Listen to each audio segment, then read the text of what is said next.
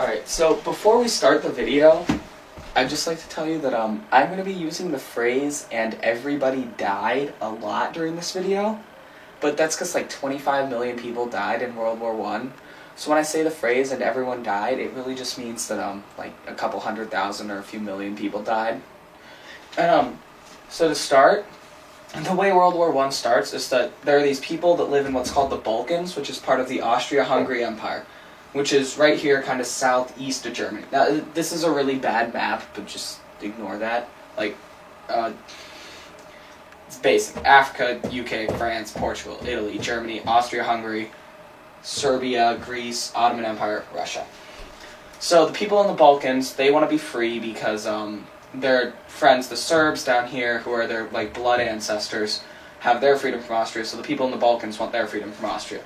So the Balkans hire this terrorist group called the Black Hand to assassinate Archduke Franz Ferdinand. Now, they pick Archduke Franz Ferdinand because they really like the emperor of the Austria-Hungary Empire, so they just pick the Archduke, which is basically his like second in command.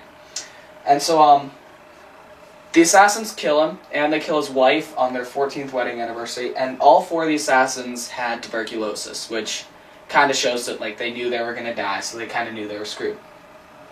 So Austria declares war on Serbia, and due to a complex network of treaties, like at this time Europe was called the Powder Keg because everyone was aligned with someone else, so therefore if one person went to war, literally everyone would explode. Just like if you had a barrel full of gunpowder and you lit one little strand on fire, it's all going to blow up. So Germany, Austria, and the Ottoman Empire form the Central Powers, and then France, UK, Portugal, Italy, Serbia, and Russia form the Allied Powers. There's a lot more countries involved in those, but these are just the main ones, kind of. And so, we start with, so Germany invades France, and they only get to about 20 miles in, and then we start what's called the Trench War, where we have opposing trenches. So there's two lines of trenches that just go like this with about 20 yards in the middle, and they stretch for thousands of miles across everywhere in Europe. And the thing about trenches is no one gains any ground. And that's mostly because people have what we call machine guns, and they just sit there and they're like, haha, you can't get in our trenches. And now they also put like barbed wire up around their trenches. So then Germany in 1916, I think, launches the Verdun Offensive, which is the first time they use poison gas. Which poison gas, by the way, very deadly. Everyone died. So then we have what's called the Battle of the Somme, which takes place at the Somme.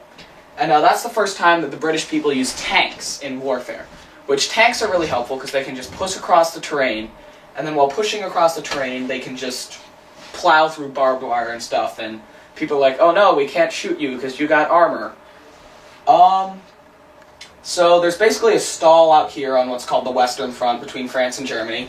People move like 10 inches. There's a couple thousand deaths for every inches.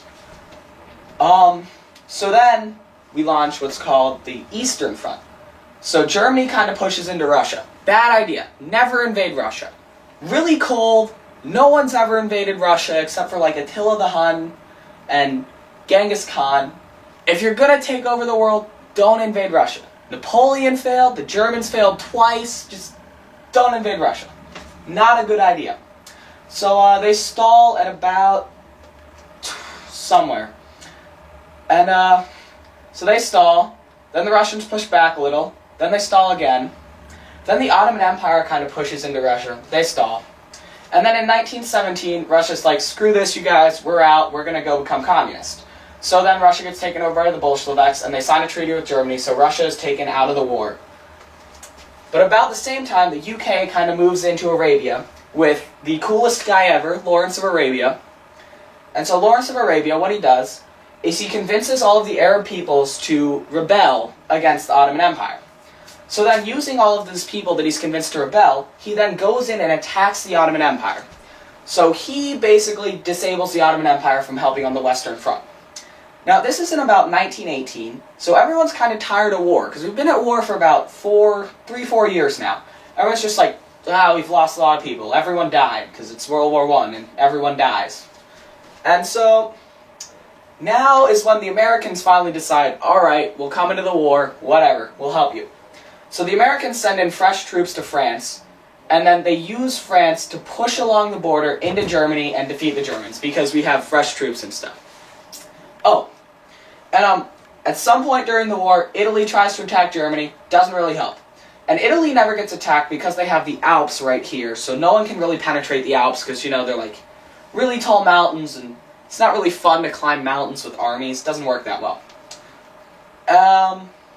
And so yeah, so Germany and Austria and the Ottoman Empire get defeated, and then we have what's called the Treaty of Versailles in France. And at the Treaty of Versailles, it's basically America, England, France, and Italy telling everyone, this is what you're going to do, this is how you're going to do it. They don't let the German lawmakers into the Treaty of Versailles, nor do they let the Russian lawmakers in. So, the UK had promised all the people that Lawrence of Arabia made rebel during the war, had promised them their freedom and, like, their own countries. But what actually happened was, at Versailles, the UK and France basically split up Arabia, and then a lot of the people out in Asia, like in China and the future communist leader of Vietnam, Ho Chi Minh, they got screwed by the Treaty of Versailles. Basically, they were like, nope, this is our land now.